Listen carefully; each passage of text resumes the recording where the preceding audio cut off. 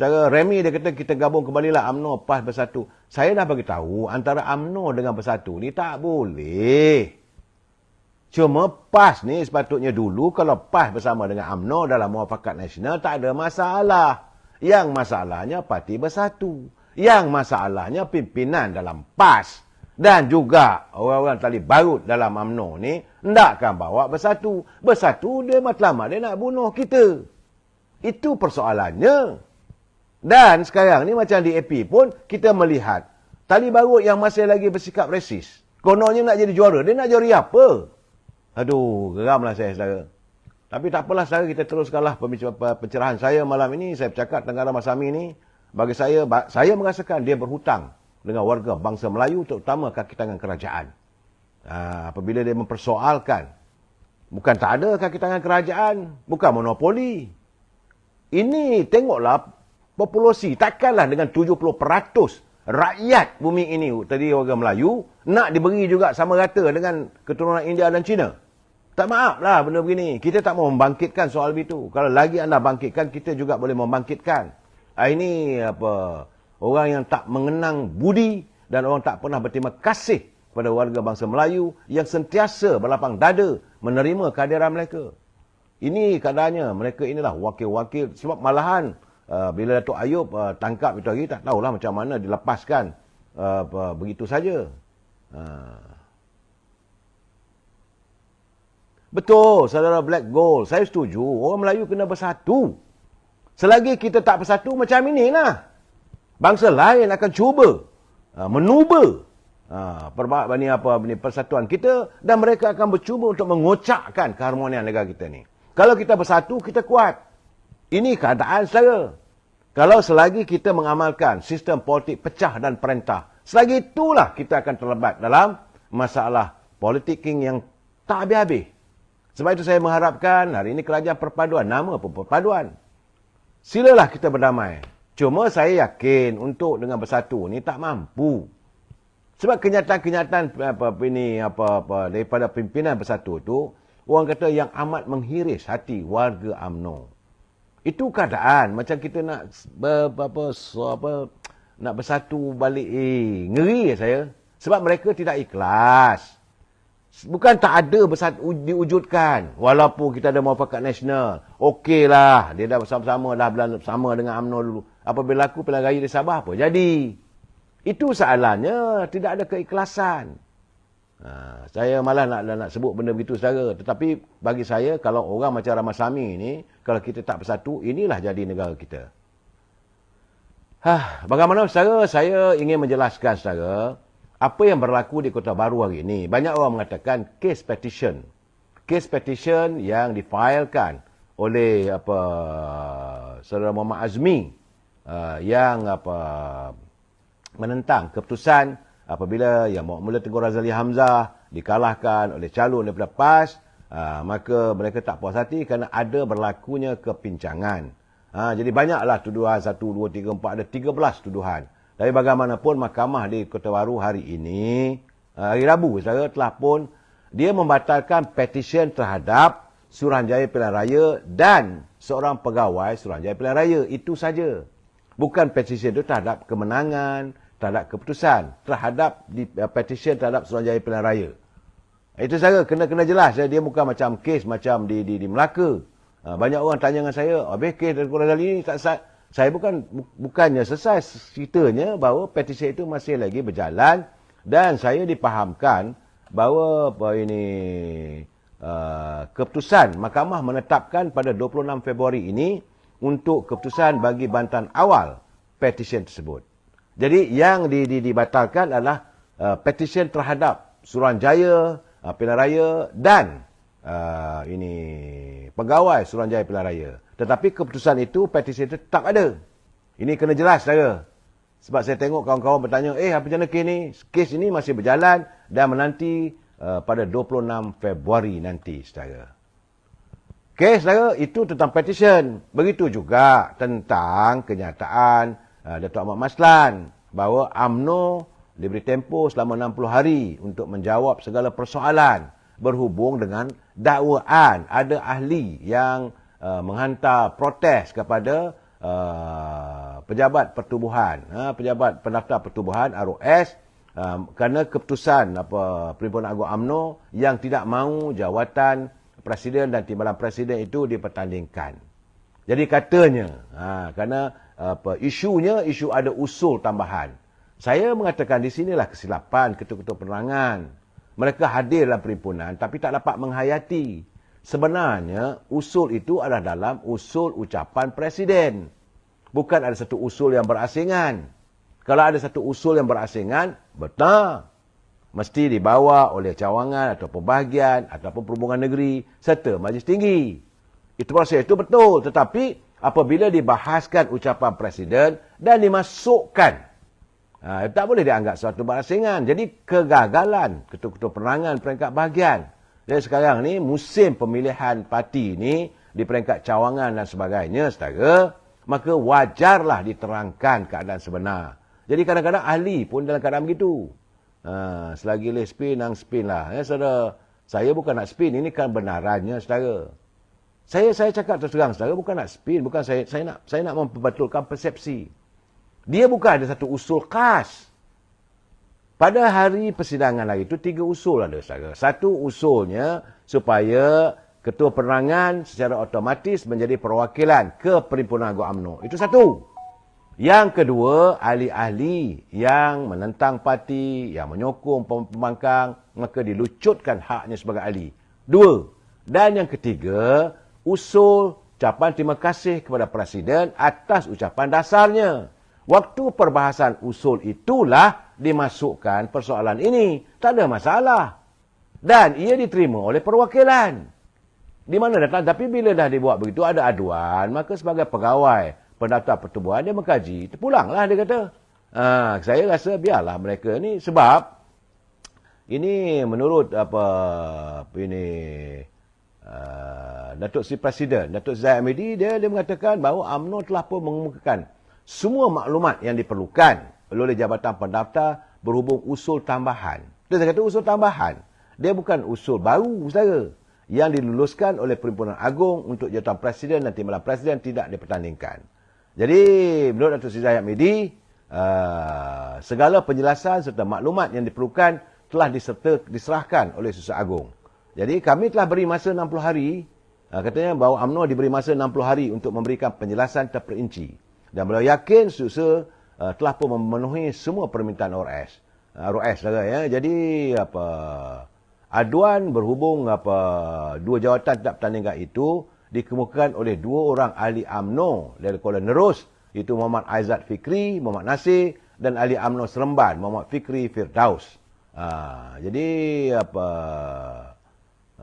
Dan mereka berharap agar ROS dapat menentukan sekiranya terdapat pertikaian terhadap usul tambahan. Ini saya katakan sekarang, penerangan ni saudara penerangan layak mengundi. Saudara Botak, dia kata penerangan, dia hadir sebagai perwakilan, dia layak mengundi. Dalam keadaan begini, saya juga nampaknya, bila saya dengar, saya tengok laporan-laporan saudara mengatakan bahawa awal ni keluar UMNO 300 orang, 500 orang, cawangan. Hari ini saya melihat semakin bersemarak Perhimpunan Agung UMNO. Semakin bersemarak. Sebab untuk jawatan ketua pemuda pun dah ramai yang nak menawarkan diri untuk bertanding. Sebab ahli dakwah negeri tambah-tambah lagi, saudara. Saya tengok, saudara, sebagaimana yang saya katakan macam di Jasin. Saudara Akmal, dia dah sah mengatakan dia akan bertanding jawatan ketua bahagian. Ini memanglah sebagaimana yang saya ramalkan. 130 bahagian akan menghadapi persaingan di kalangan ketua-ketua pemuda. Kerana mereka marah, mereka disabotaj, mereka marah, tidak ada kerjasama antara pimpinan bahagian dengan pemuda dan sebagainya. Lebih-lebih lagi, ketua pemuda dah habis jeda waktunya dan tidak lagi bergelar pemuda. Maka dia akan merangkak untuk bertanding jawatan ketua bahagian. Artinya, UMNO ni masih subur dengan demokrasinya. Saudara Akmal Saleh, dia mengesahkan akan mencabar Datuk Hassan Rahman bagi jawatan ketua UMNO bahagian Jasin. Saudara, itu keadaannya. Dan saya melihat juga, hari ini, saudara Esko Pergerakan Pemuda UMNO, Datuk Hasmuni Hassan, dan juga Esko Kerajaan Negeri Johor, saudara Hairi Mat Shah, secara rasmi mengumumkan akan bertanding jawatan ketua pemuda dan naib Ketua Pemuda UMNO Malaysia pada pemilihan kali ini. Jadi Hasmuni bertanding Ketua Pemuda, Hairi bertanding naib Ketua Pemuda. Sementara Dr. Akmal Salihnya yang diwawarkan akan bertanding jawatan Ketua Pemuda pula menyatakan tidak akan bertanding jawatan Pemuda bagi memberi fokus untuk bertanding jawatan Ketua Bahagian. Jadi erti saudara bahawa demokrasi dalam UMNO masih subur. Selain daripada Hasmuni, terdapat juga beberapa nama yang disarankan ataupun menyatakan mereka juga berusaha untuk menggapai yakin warga ahlinya untuk bertanding jawatan Ketua Pemuda. Antaranya Datuk Arman Azhar yang menawarkan diri sebagai Ketua Pemuda Malaysia. Bagaimanapun Hasmuni kabarnya mendapat sokongan daripada Barisan Esko Pemuda 2018. Dia katanya matlamatnya adalah untuk membantu parti mengembalikan kepercayaan anak muda kepada UMNO. Jadi saudara, macam mana kalau mereka mengatakan bahawa UMNO ni tak ada pengaruh, adanya cawangan di bawah? Tak ada saudara. Malahan sekarang ni saudara, untuk jawatan Majlis Tinggi 50 calon telah pun mengemukakan kertas pencalonan mereka akan bertanding. Tarikh tutup 13 bulan saudara. Sudah sampai 50 dikabarkan akan bertanding Majlis Tinggi. Dan terdapat begitu ramai untuk bertanding naib presiden.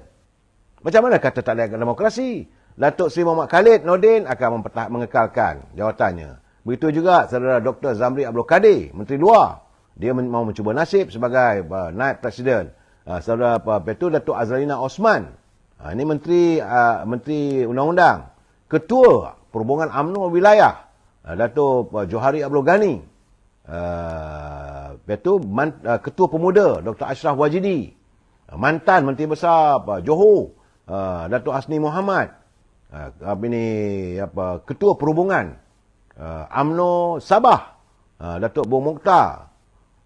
Mantan Perdana Menteri Datuk Ismail Sabri masih lagi belum memberi keputusan sama ada nak bertanding atau tidak. Cuma yang kita tak seronok masih lagi menyalahkan orang itu, menyalahkan orang ini. Kita pun tak tahu. Begitu juga dengan penyandangnya Datuk Mahathir Khalid. Jadi saat ini sebenarnya dah 10 orang. Artinya bahawa jawatan dalam UMNO itu masih lagi ada tarikan. Bukannya boleh sembarangan begitu saja. Begitu juga sekarang ni. Okey, sekarang kita bercakap tentang spekulasi pilihan raya negeri. Ini satu hal lagi, saudara. Untuk pemilihan dalam parti sudah selesai. Pemilihan untuk pilihan raya negeri, khususnya di Selangor sekarang ni sudah semakin semarak. Apabila UMNO katanya membuat spekulasi bahawa Tengku Zafrul dicadangkan untuk bertanding bagi ke kawasan Sungai Kandis di Selangor.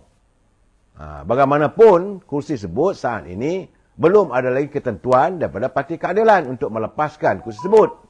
Sungai Kandis ni dulu bila kita kalah pilihan raya awal dulu, calonnya Datuk Lokman Adam, tapi dibenangi oleh calon dari PKR. Jadi sebab itu PKR Selangor tidak berhasrat untuk melepaskan kursi DUN yang dimenangi kepada rakan barunya, iaitu di Sungai Kandis, yang dilaporkan akan ditandingi oleh yang berhormat mulia Tengku Zafrul. Pengarah pilihan raya Yahya Syari, dia kata pendirian itu sudah dinyatakan dalam perbincangan tidak rasmi antara Pakatan Harapan dengan Barisan Nasional berhubung soal pengagihan kerusi di Selangor bagi menghadapi musim pilihan raya negeri sebelum Jun ini. Jadi menurutnya katanya tiada pertikaian di 40 kerusi DUN yang dimenangi oleh Pakatan Harapan dan 5 kerusi oleh Barisan Nasional pada PRU 14 dulu. UMNO dapat 5 kerusi dulu saya.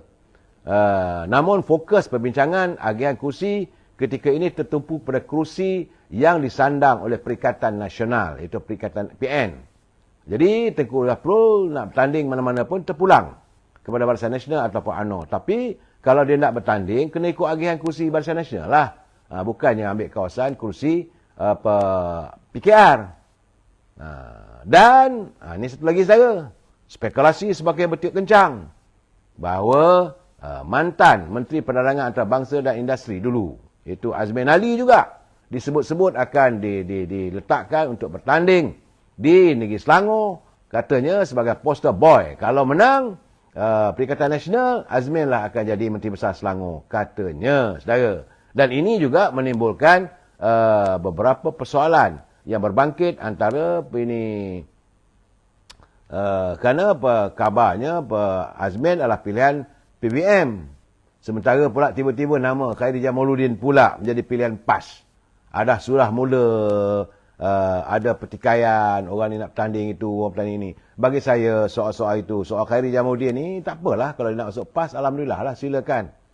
Kalau PAS memang menyokong. Jadi pertembungan Selangor ni, Selangor saudara adalah negeri yang kaya. Semua orang nak jadi menteri besar. Azmin Ali nak patah balik. Jangan bagaimana dengan Datuk Amiruddin Syari. Dia masih kekal sebagai menteri besar. Dia mewakili parti PKR. Dan PKR selalu saya katakan mereka sudah pun mantap di negeri Selangor.